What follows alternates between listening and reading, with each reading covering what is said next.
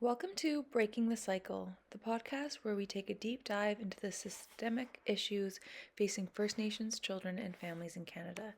My name is Shelby Brown, and I'm a Regional Service Coordinator for Jordan's Principal in Vancouver, BC. Today, we're focusing on the gap between what Jordan's Principal promises and what actually happens on the ground. Jordan's Principal was named after Jordan River Anderson, a young Cree boy from Norway House Cree Nation in Manitoba. Jordan spent his entire life in a hospital because the federal and provincial governments couldn't agree on who should pay for his at-home care. He died at the age of 5, having never been able to go home. Jordan's Principal was created to make sure First Nations children don't face similar delays when accessing the services they need. While it's a powerful commitment on paper, advocates like Dr. Cindy Blackstock continue to show how Canada's failure to uphold this principle has left too many children behind. When I first started my role, I envisioned a smooth process where children would quickly get the services they need. But the reality, it was not quite as simple as that. As we speak today, I've helped with over 70 Jordan's Principles applications, and only 12 have been approved within 6 months. That's just a 17% approval rate. This delay isn't just administrative, it's impacting real children and their families, and it's rooted in deep systemic barriers. The work by Gerlache and colleagues from 2024 reveals that these delays are widespread. Children in some areas of Canada have been waiting over a year for specialized care. A delay in care affects much more than just the child's health. It impacts their development, education, and future opportunities. As the demand for services grow, so does the backlog, and it's not just about numbers. The delays are creating a situation where service providers are overwhelmed, focusing more on immediate crises than long-term care. Gerlache and colleagues from 2024 highlight how a lack of resources and systemic inefficiencies are exacerbating this issue. Service providers are under pressure. They're stretched thin, which means children are not getting the care they need when they need it most. It's frustrating. It's simply unsustainable. The personal toll of under resourcing is real. Service coordinators like myself are juggling multiple roles. Case managers are facing burnout, and some have to pick up work that goes way beyond their job description. As a result, continuing of care suffers, and children often slip through the cracks. The article from Gerlache and colleagues emphasizes how this lack of stability among service providers further complicates this situation. If staff turnover is high and resources are low, we end up losing that vital, continuous relationship building that's so important for effective service delivery. One of the significant challenges is the administrative burden. Getting a single request for services through the system often requires multiple assessments, letters of recommendation, and sometimes weeks of back and forth with various agencies. These bureaucratic delays don't just make it harder for families to get services, they also add to the backlog and stress for everyone involved. The system is failing to meet the needs of children and families in a timely manner. The administrative challenges prevent us from doing the work that really matters, helping children get the care that they need when they need it. The need for better infrastructure is another key part of the solution.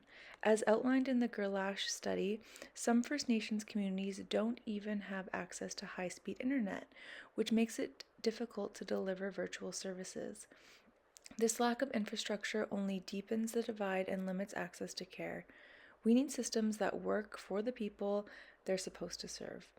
That means ensuring better digital access as well as physical spaces where families can receive care in safe and welcoming environments.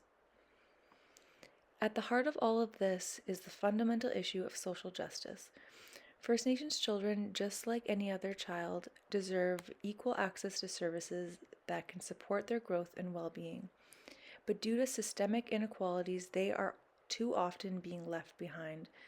These disparities are unacceptable, and we have a responsibility to demand change. As a regional service coordinator for Jordan's Principal, I feel that responsibility every day. But it's not just about providing services, it's about advocating for a more just system that addresses the inequities at their core. Advocacy is crucial.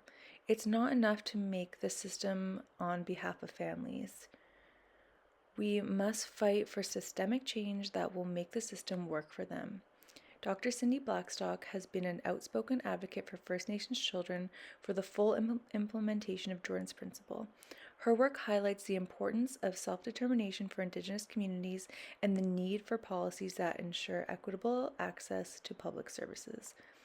Blackstock's call for accountability and equity, particularly her work around the Canadian Human Rights Tribunal rulings, are vital in pushing for the changes that are necessary for First Nations children to have fair access to services. In closing out this podcast, I just wanted to say that the systemic issues we're discussing today, including delays, backlogs, administrative burdens, are not just bureaucratic problems. They are social justice issues that need to be addressed at their roots.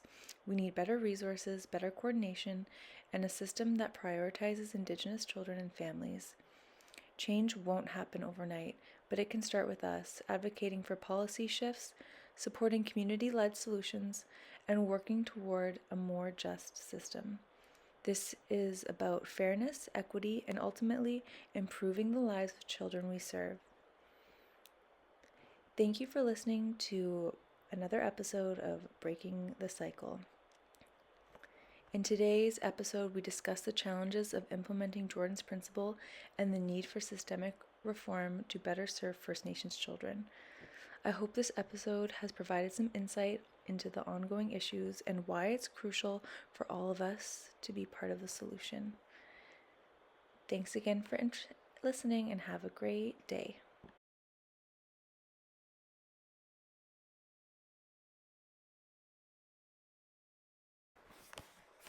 Next time on Breaking the Cycle, we're taking a closer look at the February 10th policy changes to Jordan's Principle and why they're making things worse, not better for First Nations children and families.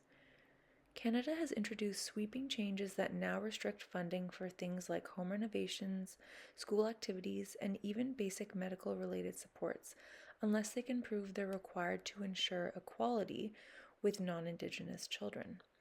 The government claims these changes are meant to address misuse of the program, referencing things like gaming consoles or modeling headshots. But here's the truth. Even if a handful of these non-traditional requests were approved in the past, they were approved by Indigenous Services Canada. These were not mistakes made by families or advocates. The government had a say in making the final decision. And now, instead of taking responsibility, they've shifted blame and introduced policies that make it even harder for children to access what they need.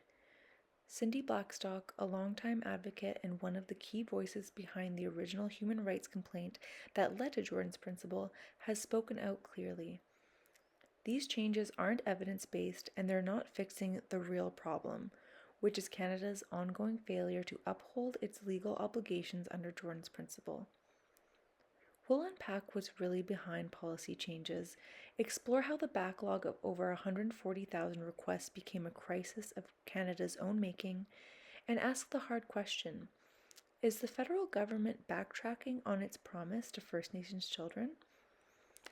That's next time on Breaking the Cycle. I hope that you'll join me.